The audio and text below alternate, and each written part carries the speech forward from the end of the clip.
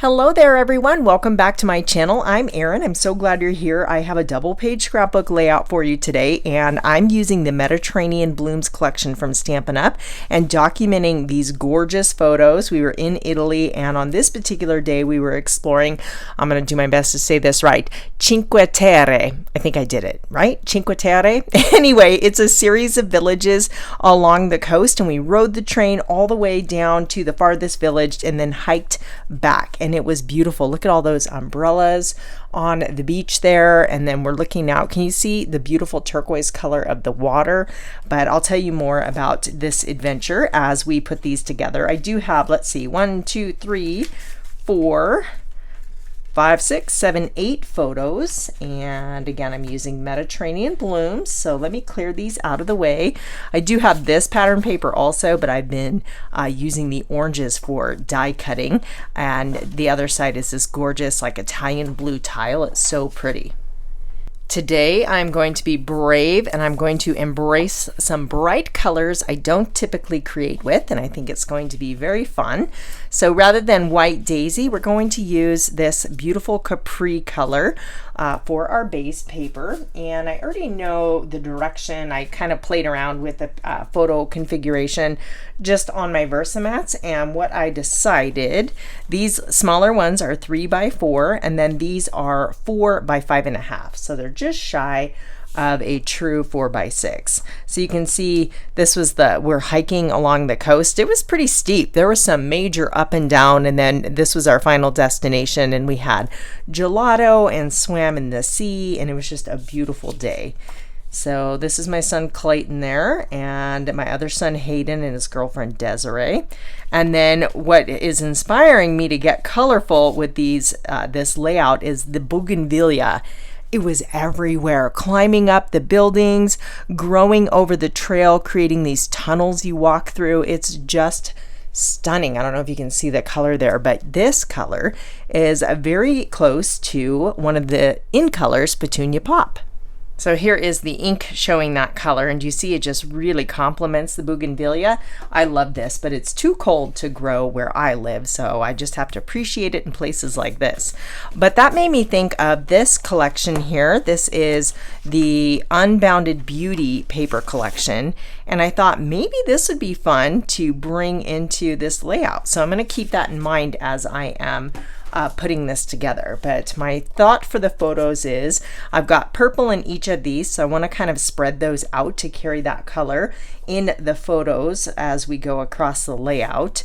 And let's see, we're going to put these down here like this. These will be on the same level, and creating kind of a line across the bottom. So it's what we would call a center cluster, I guess, if you will. And then this one will go kind of right up there, something like that. I cut down some strips of this particular pattern paper. They all have on one side like just different tile patterns, or at least they look like Moroccan tile to me. And then the opposite side you have different type of citrus patterns. Like these are really tiny little lemon blossoms, and I think that's so pretty. But we're going to use this one, and the color in there is kind of what made me think of pulling this Capri pattern paper, because again my initial thought was to go with white, but I've got the photos printed with a white border, so I thought that they would pop off the background quite nicely. So the bottom strips are 1.5 by 12, and then the top strips are slightly smaller. They are 1 inch by 12. So very minimal pattern paper here, but I want to do some treatments to the background, so that's why I'm just going to border the top and bottom with the pattern paper and then leave this a little bit more of an open canvas here. I want to bring in some of the darker sapphire colors, so I have tiny little 1/4 inch strips here to just, you know, cover the transition between the cardstock and the pattern paper. I think that's just a nice finished look. So we'll sneak this one under here and layer this photo on top. I'm just going to dry fit everything for now because, like I said, I do have some ideas planned for the background. I've been making some cards, and this is my second layout with this collection, so I have a lot of these. The lemons are fussy cut, and then the oranges here, so all the lemons I cut with scissors, and the oranges, there is a coordinating die in the Citrus Bloom stamp set. So you have stamps that correspond with, there's this one and this one here, with the pattern paper, so the dies cut both the paper and the stamps. So my thought is I don't want to just use the lemons on all of my Italy pages because oranges, you know, are a big deal there too. So I thought I would kind of mix and match these. So maybe something like that. And then these are kind of chopped off here because they're from the edge of the paper. So we'll have to camouflage that. So I've got 1 lemon and then 3 oranges. So I'm going to flip it on the opposite side. So we'll do the one with multiple lemons, and then the oranges is a single orange. Now I'm thinking of bringing in a journaling block here. I have a bunch of these little journaling blocks laying around, so I've been using these quite a bit on my pages, and I like that it's roughly the same size as these 3x4 photos. So I'm thinking to make a cluster, again, edge of the paper there, so we have to hide this. So maybe if we kind of put that underneath there. And I'm liking how this is coming together. What if I want these clusters a little bit further apart. So let's see how it looks to kind of switch these and put the journaling in the center, put the photo here, and then we can kind of have these little lemons peeking out the bottom over here like that, and then I'll put something on top of them to layer that embellishment cluster up. But yeah, I am liking that, but let's bring in that pink color. So we have the pink here and here. I want to kind of bring some of this color to the top. And even though we have the yellows and oranges, I think that this is going to be really beautiful together. So I don't want to matte all the photos. I'm thinking of just some accents, maybe over here and then one over here.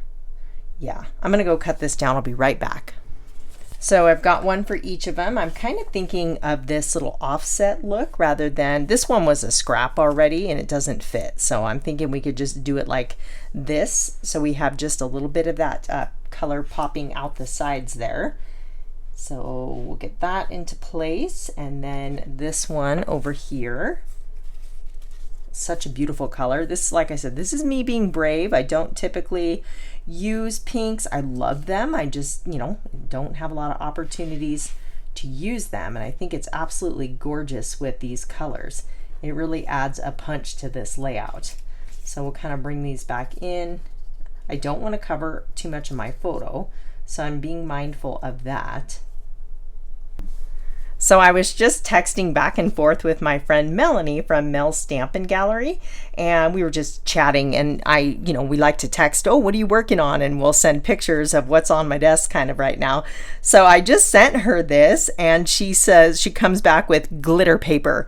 You need glitter paper. And I'm like, okay, so let's try it. I'm going to cut some strips, and we're going to see if Melanie is right. We're going to swap all of these out and see how these look as opposed to the plain sapphire blue cardstock. And honestly, I know this is going to look amazing because you can't go wrong with glitter paper. It's just so sparkly and beautiful. And it does kind of, make me think of the water and how beautiful and sparkly blue it is. So this is going to go along nicely. Just kind of layer that over the top and get these little guys swapped out. Sometimes you just have to put it all together and stand back and look at it. I do like the solid sapphire cardstock, but glitter paper always makes it better. So one more piece here. Get this little guy tucked in. And a little glitter paper goes a long way too. You don't need much of it to make a statement on your project, which is nice because these specialty papers can be a little bit higher price point, so it's nice that a little goes a long way. And you know what, Melanie's completely right. Thank you for the suggestion. It's gorgeous. She also suggested some background interest over here, and I said, you know what, Melanie, that's really funny because I was considering using the Layers of Beauty floral stamp tone on tone. I just saw Andrea do that in one of her videos and it looked beautiful, and I was kind of thinking of stamping that again tone on tone, so it's just the same background color. But then we were talking and decided texture paste might be the way to go. A little white texture paste there. So let me go grab my stencil. All you need is a palette knife, a stencil, and then texture paste. I have the Ranger texture paste in Opaque matte. This is a small jar, and it does help to put a little Glad press and seal over the top. It helps it to last even longer. I want a little background texture in this upper corner, kind of radiating out from the embellishment cluster. So I chose this stencil because it reminds me of lattice, that maybe a climbing plant would, be trellising up the lattice. And I think it'll just be a really nice little textural element here. So you just scoop up a little bit, hold this stencil in place, and spread it like you were spreading icing. And you can always get more, but you can put your texture paste back in the jar. This is one of my favorite ways to kind of dabble in mixed media. Texture paste is super easy to use and it's fun, and I love the results. I have no idea where this stencil came from. It's very old. I made it myself on my Cricut a long time ago. So I think that looks good. Let's put some over here on the right hand side. You always hear me talking about, whenever you introduce an element or a color or something of that nature, a design concept, you want to repeat it elsewhere on the layout. So it gives it a cohesive feel and the two sides kind of work together as one. So this will be the top of the embellishment cluster. And then I like to do things in odd numbers. So we're going to add a third bit of this texture paste down here. It'll be kind of coming out from the bottom of our citrus cluster here. Now I also have my shimmer brush. This is the Bluebird shimmer brush, and these are really fun. This was a close to my heart product, and it's kind of like Stampin' Up's Wink of Stella, but these have color to them. So I'm just kind of tapping. I'm not getting very big splatters, so I'm going to squeeze a little bit more out onto my all-purple. Whoop, that was more than I needed. That's okay. Then you just tap and it kind of fans out, so you can get big drops or little drops depending on how hard you tap the tip of the brush. Let's go ahead and repeat that on the opposite side. I'm just dipping my little brush tip in there to pick up a little bit more color and tap, tap, tap. I know it's not really showing up for you on camera, but it is quite vivid in person. I went ahead and got everything adhered back down. Now, before I took this layout apart, I did take a picture of it, and I have it off to the side of my desk on my iPad, so I can just look at that and very quickly put my embellishments back where I had them. Now the Citrus Blooms stamp set does have these little leaf dies. I cut a bunch of them from Jade cardstock. There's 4 different sizes, and they have this little score line down the center, so they have a really nice finished look to them. I'm going to tuck these into my embellishment clusters just to add a little bit more of the green and give it a little just texture and kind of extend these clusters down the page here. And again, this is Jade. If you have Stampin' Up cardstock, you would want to use Garden Green. That is a coordinating color with the Mediterranean Blooms collection. This coastal hike was very lush and the foliage was very dense, so I want to kind of capture that in these clusters. This particular day was full of different adventures. As I said earlier, we rode the train and then we hiked along the coastline, explored the towns, we swam in the sea. It was just nonstop fun all day long. Now I want to bring in more of the purple colors. So these are from the Fully Flowering Mix and Match ephemera pack, and you get 2 sheets of each. So there's always at least 2 of each die cut, and they pop right out and they're nice and thick. And I thought that this would be a great way to kind of bring in more of that color. So no, they're not a citrus blossom color. Those are more of a yellowish white, but we've got artistic license going on here, right? So this is just a fun way to add more color and spread that around the layout. I really do think that makes a big difference, especially down in the lower corner of my journaling here. So let's tuck a few of those little jade green sprigs going out from underneath our floral embellishment here. See what a difference that makes to have something over the top. It looked a little bit incomplete without that flower. We'll tuck this little guy maybe up top. Now let's separate it from that pattern paper up there. Now we still need a title. So I turned to my Cricut and I created this with print and cut. Now I chose print and cut because that is a very fine font and that would have been quite messy to adhere with glue.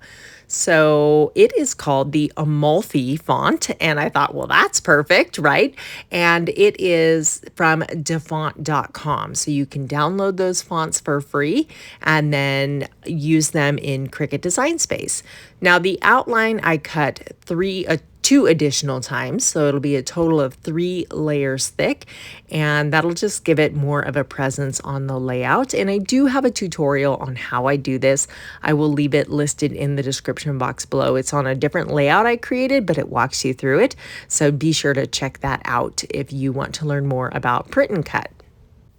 I like to use liquid glue so you can kind of slide these into place here. Now it's more like kind of like a chipboard piece rather than just a piece of cardstock. I did end up extending that texture paste just a little bit further to the right, and I added a few tiny little kind of sea glass colored gems scattered about there. I don't know if you can see those kind of twinkling and catching the light. And then let me hold this side up for you so you can see I added a few more gems there just amongst the splatter. Doesn't that texture paste look fantastic? I also hand wrote my journaling there on the little note paper card. I will share still shots in my social media channels. You can find links for those below, along with all of the supplies I used to create this beautiful layout. I hope you were inspired. If so, go ahead and hit that thumbs up button. And if you're looking for even more scrapbooking ideas, definitely watch this video right here. Thanks for hanging out with me, and I'll see you very soon here on YouTube. Bye.